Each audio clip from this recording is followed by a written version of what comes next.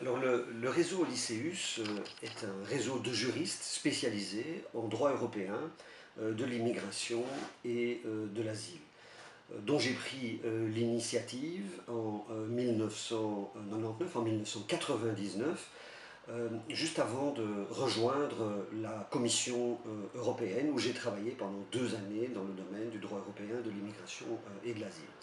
Et j'ai eu à ce moment-là le pressentiment, qui s'est avéré exact, que la construction d'une politique européenne de l'immigration et de l'asile comporterait une très grande dimension juridique et nécessiterait forcément des contacts au niveau européen, puisqu'il s'agissait d'un droit qui était national. Le droit des étrangers était appréhendé dans chacun des États membres et qui avait vocation à s'européaniser.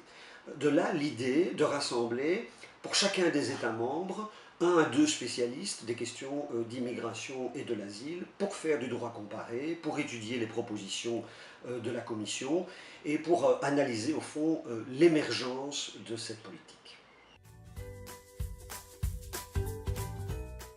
Alors le réseau Odysseus a entamé des activités scientifiques dans le droit européen de l'immigration et de l'asile. Nous avons commencé d'abord par faire des recherches comparées, puisque c'était un droit essentiellement national et qu'il paraissait intéressant de voir dans quelle mesure il y avait des lignes directrices communes à l'ensemble des États membres. Et c'est ainsi que nous avons publié un ouvrage sur la question des régularisations des étrangers en séjour illégal dans l'Union européenne. Question controversée, abordée de manière extrêmement différente d'un État à l'autre.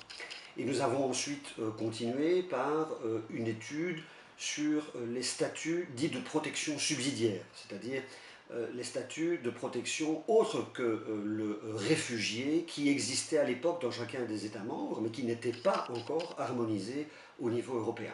Donc, dans un premier temps, on a fait du droit comparé, et puis tout naturellement, on s'est évidemment tourné vers l'étude approfondie des règlements et des directives qui ont été adoptés au niveau européen. Cela nous a amené à, outre publier des ouvrages, organiser des conférences européennes, et petit à petit, finalement, il y a un groupe de personnes qui se sont agglomérées autour du réseau Odysseus et ont continué à venir aux activités du réseau. Et alors nous nous sommes aussi attelés à la formation professionnelle des juristes dans ce domaine, et même des non-juristes dans ce domaine, en développant des formations et même de la formation à distance. Et ainsi, c'est ainsi que le réseau Odysseus est en fait à l'origine du programme de formation qui est aujourd'hui mené par l'Agence européenne dans le domaine de l'asile. Cette agence, en fait, a repris le European Asylum Curriculum qui a été fondé par le réseau Odysseus. Alors évidemment, d'un certain côté, nous avons été dépossédés de notre création, mais d'un autre côté, cette création a aussi aujourd'hui un très grand succès et a pris une autre envergure que ce qu'on aurait pu lui donner évidemment en tant que réseau académique. Donc de ce point de vue-là, c'est aussi une bonne chose.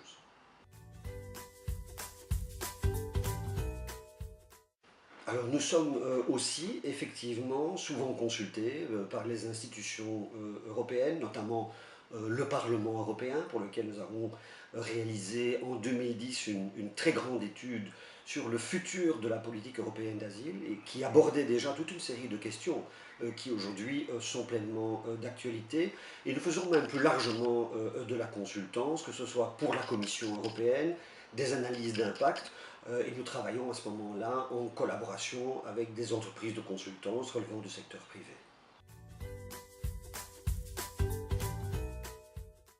Alors le réseau Odysseus est un réseau très ouvert et donc nous collaborons avec énormément de personnes et montent à bord très souvent des collègues plus expérimentés ou plus jeunes pour participer à l'une de nos activités, présenter un rapport ou publier un article dans un de nos ouvrages. Mais en tant que tel, le nombre de membres du réseau est fixe, il est déterminé, parce que nous ne pouvons pas prendre des engagements financiers pour un très grand groupe. Mais nous ouvrons toutes les activités à toutes les bonnes volontés. Il nous arrive très fréquemment de faire participer donc, des personnes extérieures au réseau à nos activités.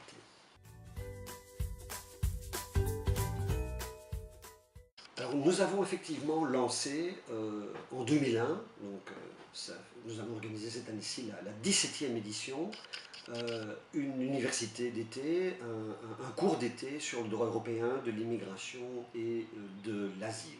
Alors, l'objectif a quelque peu évolué.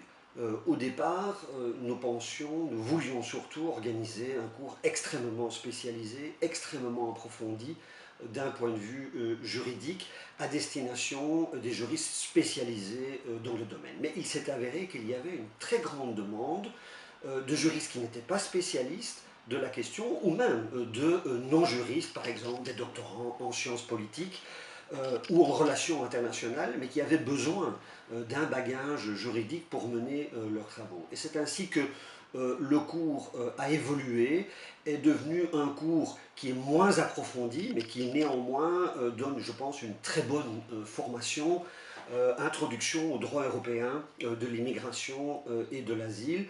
Et en 17 ans, nous avons, je pense, formé près de 1500 personnes qui proviennent de tous les États membres de l'Union européenne et d'horizons extrêmement divers, des magistrats, des juges, des chercheurs, des étudiants, des avocats, des militants d'ONG, des fonctionnaires nationaux, des fonctionnaires européens, bref, un public très diversifié qui vient chercher la connaissance de base de cette matière et aussi l'occasion d'approfondir certains points, mais alors également de nouer des contacts. Parce que l'aspect, disons, networking est aussi extrêmement important pendant ce cours d'été. Et il y a de très nombreuses personnes qui ont noué des contacts professionnels simplement en venant passer 15 jours ensemble à Bruxelles à l'occasion de notre cours d'été. Alors, le format type d'une journée repose sur 4 heures d'enseignement, mais nous réservons pour chacun des cours, qui durent en général 2 heures, une plage pour une séance de questions-réponses, de débats et de discussion. Et en général, les enseignants prennent le soin de au moins consacrer 30 minutes à un échange avec l'auditoire. Donc il y a incontestablement un aspect interactif, mais nous avons aussi par la suite décidé d'adjoindre au cours d'été un séminaire doctoral qui cette fois-ci est ouvert à des doctorants qui commencent leur thèse de doctorat ou qui sont déjà plus avancés dans leur recherche, qui ont la possibilité de présenter leur sujet, leur plan pour obtenir en retour l'opinion de quelques membres du réseau sur leur sujet, sur leur méthode de travail et sur leurs grandes orientations. L'idée n'est absolument pas de juger, mais d'aider les personnes. Et c'est très souvent des jeunes docteurs qui sont au tout début de leur recherche et qui peuvent ainsi profiter d'un regard extérieur autre que celui de leur directeur par des personnes totalement désintéressées, puisqu'il ne s'agit absolument pas d'évaluer le doctorat.